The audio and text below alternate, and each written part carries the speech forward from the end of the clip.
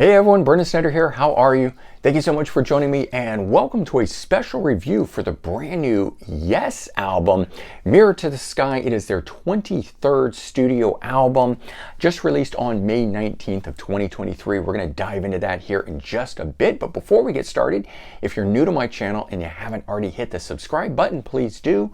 Also leave a comment, hit like. All those things help support my channel. I would greatly appreciate it. And of course, as an added bonus, by subscribing, you'll be able to stay up to date on really cool videos just like this with an album review and unboxing for the brand new Yes album, Mirror to the Sky. So I want to give a little bit of history and context on the band. I always feel that sets things up for what we're going to talk about in terms of the review. The band originally formed in 1968, meaning that this is their 55th year as a band, an anniversary year for them. They rose to prominence though in 1971 with their fourth studio album, Fragile, featuring one of their biggest songs and one of my favorites, Roundabout. The band would go on to lead the prog rock movement throughout the 70s, releasing 5 more successful albums, including my favorite of that bunch, the 70s era Closer to the Edge 1972 release. Throughout their career, though, the band has constantly changed members, with some coming and going, some new, others returning, that sort of thing. Nothing new still going on with the band. They're constantly doing that. But by 1983, a new version of the band emerged with the most successful 90125 album featuring the song Owner of a Lonely Heart. I'm sure we've all heard that and know that it is played relentlessly. Went all the way to #1 on the Billboard Hot 100 singles chart, and the album itself went on to sell 3 million copies just in the US alone. By 1991, the band took its 2 most successful lineups and actually merged them together for an album that I've always enjoyed, Union, although it seems to be pretty derided amongst the fans and band for that matter, but I love it. And then in 1996, the classic lineup of the band reunited for 2 albums and tours. However, by 2001, that was the last album to feature original vocalist Jon Anderson. They brought in vocalist Benoit David for the album Fly From Here in 2011, one that I've also really enjoyed, then changing over to vocalist John Davison for the 2014 album Heaven and Earth. Unfortunately, founding member Chris Squire, the bassist, passed away in 2015. He was the last official or original member, I should say, of the band. And then there was a 7-year recording hiatus until the band released The Quest, which you can see there behind me, in 2021. Just 19 months later, they're now releasing a brand new album, Mirror to the Sky, which is what we want to talk about here, their 23rd studio album. This one features 6 songs on it that clock in at 47 minutes, which is perfect for vinyl on here, but there are 3 bonus tracks that clock in at 16 minutes, so the total thing together is 63 minutes long, just over an hour. That is part and parcel due to their record label, Inside Out Records, who has specifically asked Yes to record album-length recordings that fit on vinyl. They can record as many songs as they want. They will just go on bonus discs, but they do want that album to be vinyl length at 45 minutes. So that's why this has happened on both their last album, The Quest, and this one here, where you're getting limited number of songs that fit at 45 minutes, plus a disc of bonus tracks, even though all of it would fit on one CD. That is due to the record label's request. Of the 9 tracks, 4 of them are long form style songs that are 8 minutes or longer on here. The title track of the album itself is nearly 14 minutes. So very cool to get some of that long form recording back from the band. Now, band members that are in here, as I talked about early on, they're during the history of this, they're constantly changing members. We don't have any original members left in the group, but we still have Steve Howe on guitar, who had joined the band in 1970. So he's been there 53 years. I understand he is not from the get-go, but I still consider him part of the original era. Then we have Jeff Downs on keyboards, who joined the band first in 1980 for the Drama era. And then Billy Sherwood on bass, who first joined the band in 1997 for the Open Your Eyes album. John Davison on vocals, who joined in 2012, so he's now been there just over 10 years. Great to have him on board for so long. Sometimes they change members a little too fast, in my opinion.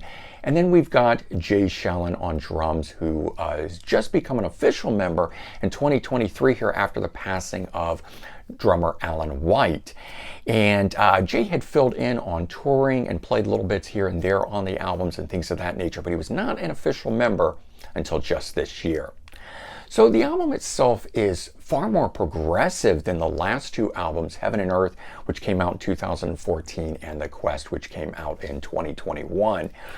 This also has a very different feel than those two albums as well. One of the first things I noticed about this is that the bass guitar is far more prominent and upfront than on previous recordings, especially on the first track, Cut from the Stars, and the title track, Mirror to the Sky. Like the previous album, The Quest, an orchestra is being used here again, and while I like the idea, and this is actually the third time that they did it with magnification instead of having a keyboard player. They used an orchestra, then they brought an orchestra in to embellish things on The Quest, even though they had Geoff Downes on keyboards. Doing it here again, I feel like Geoff Downes has really kind of been pushed to the side and not able to really shine. It kind of got less on the last album, although there were still some pretty dominant elements from his keyboard playing. But now I really am not hearing much. He just has very little presence on the album, which is sad because I love Geoff Downes, especially all his work in Asia. And I would have enjoyed hearing his keyboard parts be some of the dominant elements in the songs, which in my opinion they are not. The one who really shines here is Steve Howe, which in my opinion, there's nothing wrong with that. He certainly deserves the spotlight, and I really enjoy his guitar. His guitar is kind of the last element that really makes the difference of what makes a Yes album sound like a Yes album. Not having Rick Wakeman or some of the other key people that defined the early on styles of Yes, having Steve Howe still in the band does that, and I think that's totally fine. But for me, the band is starting to feel a bit like the Sherwood Davison Show, where these two guys are co-writing or writing most of the songs for each of these albums, and musically, the stuff that's on the two Yes albums, The Quest and this one here, are not much different than their side project Arc of Life, which those two do. Only Steve Howe is able to help set it apart from the two things, and that's starting to weigh on me a little bit here in terms of this. Let's talk about some of the songs, though, on the albums. The first two songs that are on the album itself, which were also the singles, Cut from the Stars and All Connected, for me, sound far better in context of the album than they did initially when I heard them as the singles. I'm starting to enjoy them a lot more. Track 3, Luminosity, is 9 minutes long, and this one here I didn't find all that interesting. I think it would have done a lot better if it had been edited down under the 9-minute part. I just don't think that it warrants 9 minutes of what this song is. Not that interesting in my opinion. Track 4, Living Out the Dream, or Living Out Their Dream, it doesn't sound like a typical Yes song. In fact, it's got some flourishes of a 60s vibe to it, sounding a little bit out of place. In fact, I think it would have sounded a lot better being on a Steve Howe solo album. His guitar parts do set it apart, again, making it have that Yes element to it, but it just doesn't sound like something that I would have expected on here. Not that it's a bad track. Track 5, Mirror to the Sky. This one here is the longest song on album, nearly 14 minutes, and definitely one of the album highlights, along with the first song, Cut from the Stars. Track 6, which is actually the last song on the base of the album itself. Remember, they were going for that 45-minute time frame. Circles of Time. It's not really a Yes song in my opinion here. It's written by vocalist John Davison, and it only features Steve Howe as an added musician on it. So the rest of the band is not here. It's not embellished to that degree. When I hear it, it really sounds like a John Davison solo song, as the Steve Howe elements on it don't even really elevate it to that level of Yes songwriting, again, in my opinion. Let's take a look at the album. Very cool album art. I love Roger Dean and what he does for the band. I almost feel like without his artwork, it's not official. So great that they've got him doing this. There was a whole thing that went on around this while he was creating it and everything. So we knew there was something happening because we saw him creating artwork like this that would later become the album. I do enjoy that on the spine they're actually using the logo the way that it is here, so that's going to jump off nicely on the wall. On the back side though, very plain, it's just the black. There's the 6 songs that make up the bass line of the album, plus those 3 bonus tracks that I was talking about. When we open this up here, we've got the booklet in a little holder. You can see the whole of the artwork because he's always created the more rectangular style of art like that, so there's always a little bit more going on to that. And then we open it up here and we've got the 2 discs. And let me pop the discs out. I can show you what's underneath that. In fact, I'll take the booklet out too because there's stuff to be seen. So first thing, I like that they've got individual shots of the guys, more photos the better, an early sketch for the album art, and then just a close-up shot of that. And I'll just turn this around so you can get a feel for that as well. And then we got the booklet itself. And Yes is definitely one of the bands that does booklets right. Again, lots of different shots of art and zoomed in things, photos of the guys. We've got the lyrics, we've got who's written it, who plays on it, even the instruments that they use. There are photos throughout during the recording process. Lots of them here in the middle. You know, all too often these days, there's just not enough stuff inside booklets. They're very plain, but they're doing a great job of it here. And then as we get towards the back of this, we start to get into the creation of the artwork, and you're seeing little sketches and stuff like that, and even more pieces of it like that. But again, another great band photo and another shot there of the whole art. So all in all, very cool with the artwork that's on here. I'm very happy with all of that. Bottom line, as far as the album is concerned, with only 6 basic tracks that make up the official album, there's really not that much to get involved in my opinion. The album is more upbeat and more progressive than the previous 2 albums, which I think will make a lot of people very happy.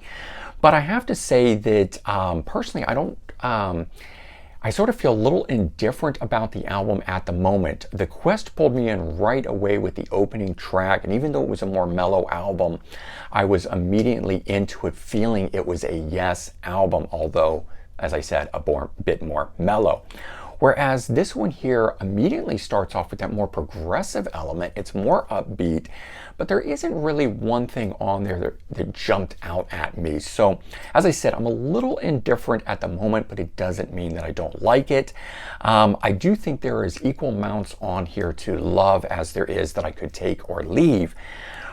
But I do find that there is a possibility for this album to really grow on me, as in the case with the last album, The Quest, which grew and grew and grew to become one of my favorite albums for that year of release.